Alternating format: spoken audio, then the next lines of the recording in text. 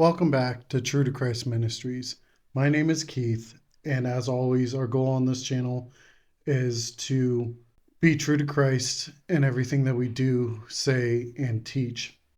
So, a few weeks ago, I made a video talking about how I was going to be making a video about a verse that could be used to influence the conversation in a debate with a Islamic apologist. And so a lot of times they will bring up the question of, does the Old Testament say that God has a son?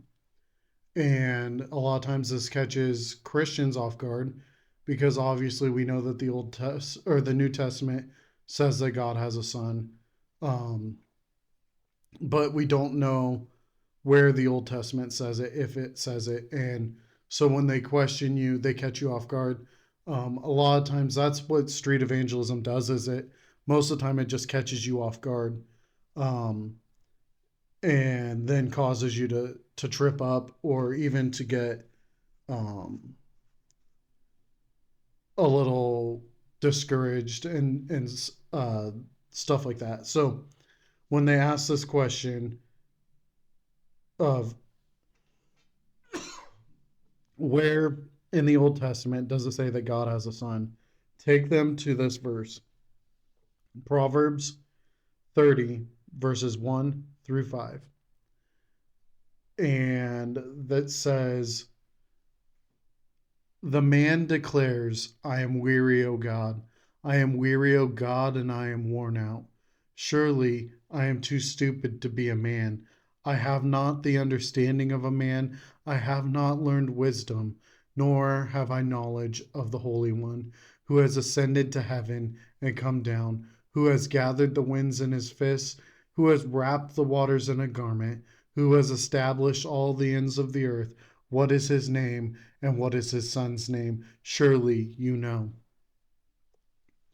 Um, so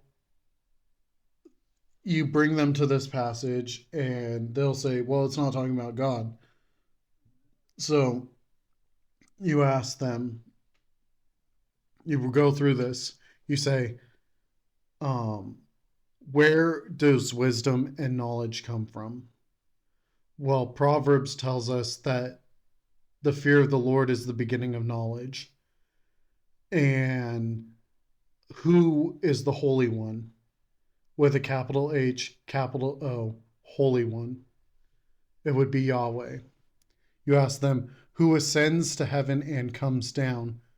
Only Yahweh. Who has gathered the winds in his fists? As Psalms and Job teach us, this would be Yahweh, God. Who has wrapped the waters in a garment? Again, Psalms and Job and Proverbs would tell us this is Yahweh. Who has established all the ends of the earth? Again, Yahweh. What is his name? Yahweh. And what is his son's name? The logical conclusion, the only person that claimed to be the Son of God, Jesus Christ, the Messiah, the risen King. And surely you know. So you take them there, you walk them through that, and you allow them to answer their own question of where does it say in the Old Testament that God has a son.